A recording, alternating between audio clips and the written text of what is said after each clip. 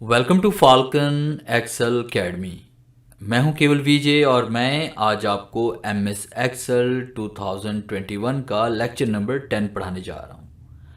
आज हम बात करेंगे इंसर्ट टैब में शेप्स के बारे में कि आपने एम एस एक्सेल की शीट पर शेप्स को किस तरह से इंसर्ट करना है और उसको फॉर्मेट आप किस तरह से करेंगे। तो लेक्चर स्टार्ट करने से पहले हमेशा की तरह यही कहूँगा कि अगर आज की इस वीडियो से कुछ आप सीख पाएँ, कुछ आप न्यू लर्न कर पाएँ, तो इस वीडियो को लाइक और शेयर ज़रूर कर दीजिएगा। तो स्टार्ट करते हैं आज का लेक्चर। सबसे पहले हम बात करेंगे इसमें शेप्स इंसर्ट करने के बारे में कि आपको किसी भी टाइप की अगर शेप्स चाहिए एम एस एक्सेल के अंदर तो आपने इंसर्ट पे क्लिक करना है और उसके बाद आपने शेप पे क्लिक करना है। जैसे हम शेप के ड्रॉप डाउन पे क्लिक करते हैं तो आपके सामने यहाँ पे मुख्तलिफ टाइप्स की शेप्स ओपन हो जाती हैं, जिसमें देखें लाइंस है हमारे पास, रेक्टेंगल्स हैं, बेसिक शेप्स हैं, ब्लॉक एरोज हैं, इक्वेशंस हैं, फ्लो चार्ट्स हैं, स्टार एंड बैनर्स हैं और कॉल आउट्स हैं। तो जिस टाइप की आपको शेप चाहिए आप उसी शेप पे आपने क्लिक करना है और पेज पर क्लिक करते हुए आपने इस तरह से शेप को ड्रॉ करना है। जैसे हम शेप को यहाँ पे ड्रॉ करेंगे तो आप देखेंगे कि ऊपर हमारे पास शेप फॉर्मेट का एक टैब ओपन हो जाता है। अगर आप किसी दूसरे सेल में क्लिक करेंगे तो ये टैब यहाँ से हाइड हो जाएगा, मगर जैसे ही आप शेप पे क्लिक करेंगे तो शेप फॉर्मेट का यहाँ पे आपके पास एक टैब ओपन हो जाएगा। तो आज हम इस मुकम्मल टैब के बारे में पढ़ने वाले हैं। तो सबसे पहले जो हमारे पास ग्रुप आ रहा है शेप टैब का वो है इंसर्ट शेप, कि अगर आप नई शेप इंसर्ट करना चाहते हैं, आपने एक शेप तो इंसर्ट कर ली मगर एक और शेप भी आपने इंसर्ट करनी है, तो आप यहाँ पे क्लिक करके न्यू शेप को भी इंसर्ट कर सकते हैं। जैसे मैंने ये वाली इंसर्ट कर ली। और उसके बाद अगर आप शेप को एडिट करना चाहते हैं, फ़र्ज़ कीजिए कि मैंने इस शेप के अंदर कोई चेंजिंग लेके आनी है, तो हम यहाँ पे क्लिक करते हैं। क्लिक करने के बाद आपने शेप पे आना है, चेंज शेप पे आना है। तो यहाँ पे क्लिक करके आप शेप को चेंज भी कर सकते हैं। जैसे फ़र्ज़ कीजिए कि हम ये वाली शेप इसमें चेंज करना चाह रहे हैं, या हम यहाँ पे क्लिक करते हैं, चेंज शेप पे आते हैं और यहाँ पे हम ये वाली शेप करना चाह रहे हैं। तो इस तरह से आप शेप को चेंज भी कर सकते हैं। अगर आप शेप को एडिट करना चाहते हैं तो आपने एडिट पॉइंट पे क्लिक करना है। जैसे हम एडिट पॉइंट पे क्लिक करेंगे तो आपके सामने इस तरह से ब्लैक पॉइंट आपके पास ओपन हो जाएंगे। तो किसी एक पॉइंट पे आप क्लिक करेंगे यहाँ पे, और उसके बाद वाइट पॉइंट आपके पास जो शो हो रहे हैं इनको आप यहाँ से चेंज कर सकते हैं। इनकी शेप आप किसी और शक्ल में से कन्वर्ट कर सकते हैं, जिस तरह मैंने यहाँ पे ये वाली शेप क्रिएट कर ली। तो इस तरह से आप किसी भी शेप को, यहाँ पे देखिए हम एक और शेप इंसर्ट करते हैं। जैसे मैंने ये वाली शेप इंसर्ट की और उसके बाद हम यहाँ पे इसमें आते हैं शेप एंड उसके बाद एडिट पॉइंट पे, और उसके बाद आपके पास ये ब्लैक पॉइंट जो शो हो रहे हैं आप इनके ऊपर राइट क्लिक करें या क्लिक करें इनके ऊपर, और यहाँ पे आपने इसकी शेप को इस तरह से चेंज करना है। यहाँ पे क्लिक करते हैं, फिर हम शेप को यहाँ पे चेंज कर रहे हैं। तो इस तरह से आप शेप को रीडिज़ाइन भी कर सकते हैं। उसके बाद नेक्स्ट कमांड हम बात करेंगे टेक्स्ट बॉक्स के बारे में, कि अगर आप शेप पर या शीट पर किसी भी एक जगह कोई तहरीर लिखना चाहते हैं तो उसके लिए आपने टेक्स्ट बॉक्स का यूज़ करना है। हम यहाँ पे क्लिक करते हैं। क्लिक करने के बाद देखें जैसे हम यहाँ पे क्लिक करेंगे और शेप की तरह से ड्रॉ करना है आपने, आप कुछ भी इसके अंदर राइट कर सकते हैं। जिस तरह मैंने यहाँ पे लिखा फाल्कन एक्सेल अकेडमी, तो आप देख रहे हैं कि यहाँ हमारे पास ये डाटा राइट हो चुका है। आप इसको कहीं पर भी एडजस्ट कर सकते हैं, क्लिक करके कहीं पर भी इसको मूव कर सकते हैं। और उसके बाद नेक्स्ट कमांड इसमें आ रही पास यहाँ पे शेप स्टाइल, कि अगर आप शेप का स्टाइल चेंज करना चाहते हैं, जैसे कि हम चाहते हैं कि शेप का स्टाइल चेंज हो जाए, तो आपने शेप स्टाइल पे आना है और यहाँ पे क्लिक करके आप इसका कलर वगैरह यहाँ पे चेंज कर सकते हैं। जैसे हमने यहाँ पे क्लिक किया, देखें ग्रीन कलर पे क्लिक कर लिया या ब्लू पे क्लिक कर लिया। जो भी स्टाइल आप यहाँ पे लाना चाहते हैं वो यहाँ से इंसर्ट कर सकते हैं। उसके बाद नेक्स्ट कमांड इसमें आ रही है शेप फिल, कि हमने शेप के अंदर कलर किस तरह से फिल करना है, पिक्चर कैसे फिल करेंगे, ग्रेडियंट कैसे फिल करना है और टेक्सचर कैसे फिल करना है।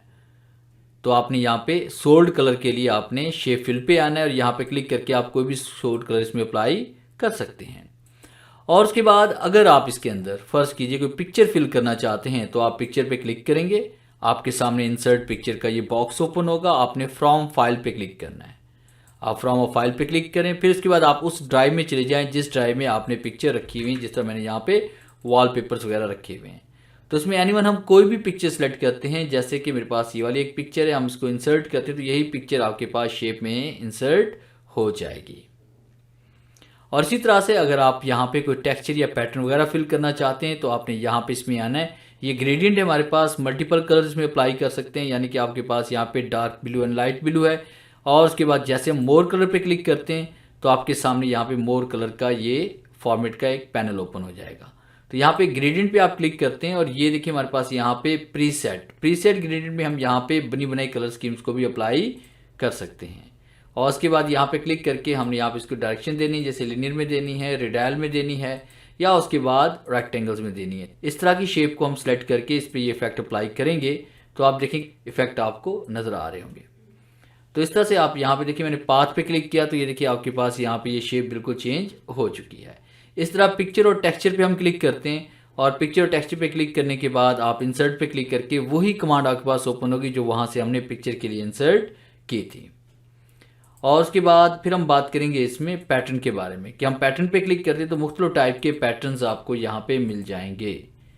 आप यहाँ पे क्लिक करें, क्लिक करने के बाद आप पैटर्न पे आते हैं तो यहाँ से मुख्तलिफ टाइप के पैटर्न भी हम इंसर्ट कर सकते हैं। और उसके बाद नेक्स्ट कमांड में हम बात करेंगे इसमें शेप आउटलाइन के बारे में कि अगर आप शेप की आउटलाइन को चेंज करना चाहते हैं, जैसे हमारे पास ये वाली शेप है और आप शेप आउटलाइन पे क्लिक करेंगे, फिर उसके बाद आपने यहाँ पे आउटलाइन का साइज सेलेक्ट करना है, फिर उसके बाद यहाँ पे आउटलाइन का कलर आप चेंज करेंगे। जिस तरह मैंने यहाँ पे ये कलर ब्लू कर लिया या डार्क ब्लू कर लिया, तो इस तरह से भी हम यहाँ पे शेप की आउटलाइन और उसका साइज चेंज कर सकते हैं।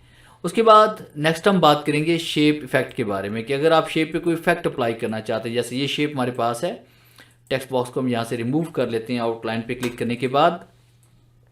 तो आपने शेप पे क्लिक करना है, शेप इफेक्ट पे आप आएंगे और यहाँ पे देखिए आपके पास शेडो भी है, और उसके बाद यहाँ पे रिफ्लेक्शन इफेक्ट भी हमारे पास में आ रहे हैं, इसके बाद ग्लो भी है। जो इफेक्ट आप यहाँ से अप्लाई करना चाहते हैं वैसा इफेक्ट आप यहाँ पे अप्लाई कर सकते हैं, जिस तरह ये 3D हमारे पास यहाँ पे इफेक्ट भी मौजूद है।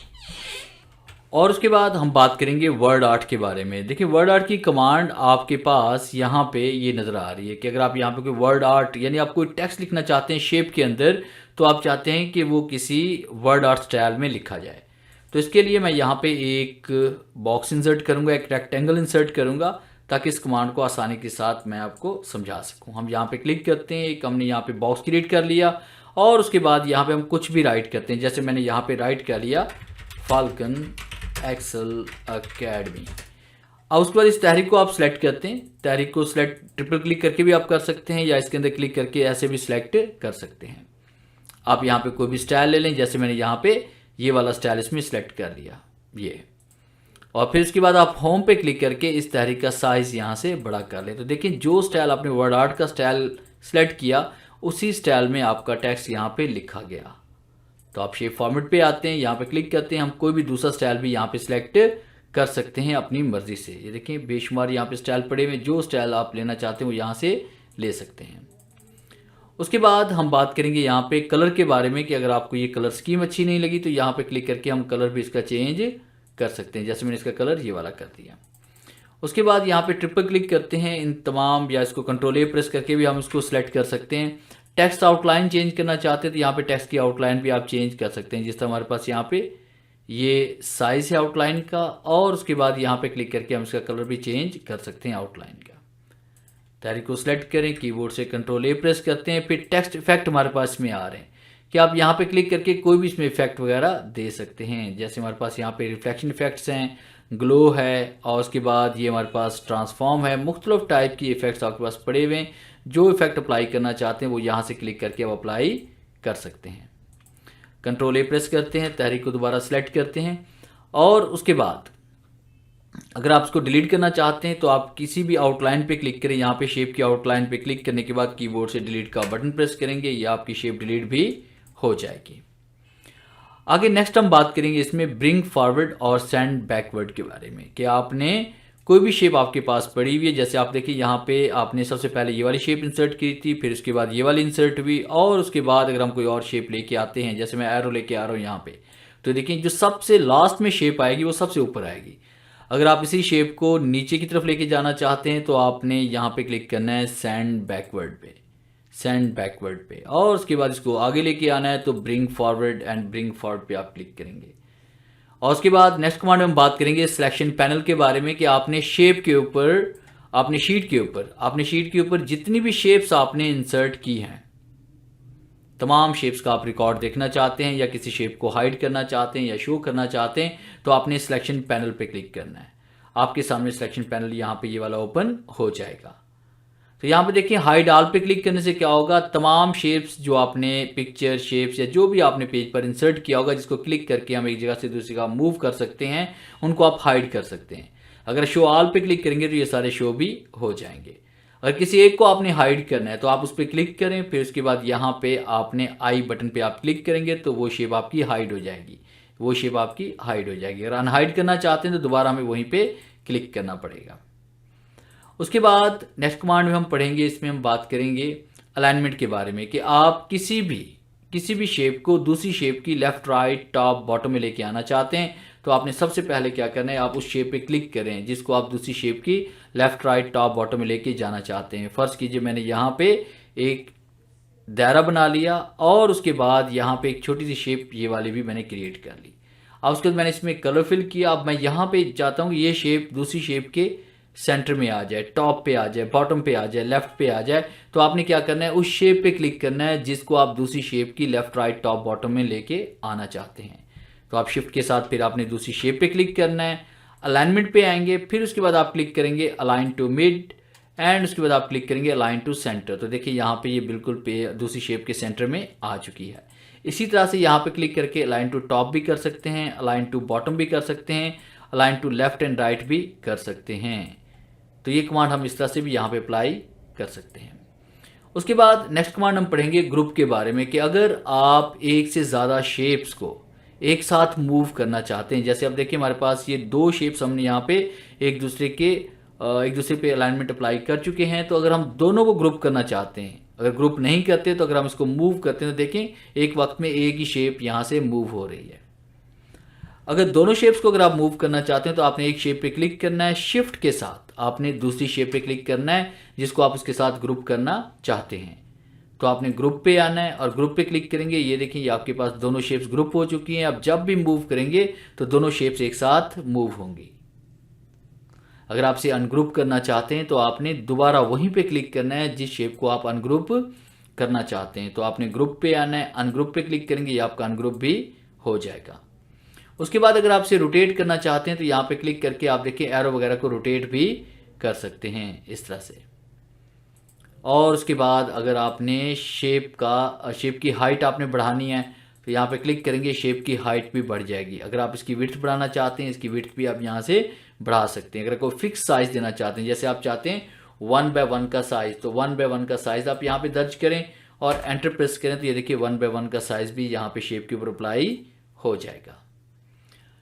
तो ये था हमारा आज का लेक्चर जिसे मैंने आपको पढ़ाया कि MS एक्सेल के अंदर किस तरह से शेप्स को इंसर्ट करके उसको फॉर्मेट किया जा सकता है या शेप के साथ आपने काम किस तरह से करना है। उम्मीद है आज के इस लेक्चर में बहुत कुछ नया सीखने को मिला होगा। वीडियो अच्छी लगी है तो इसे लाइक कीजिए और अपने दोस्तों के साथ शेयर कीजिए।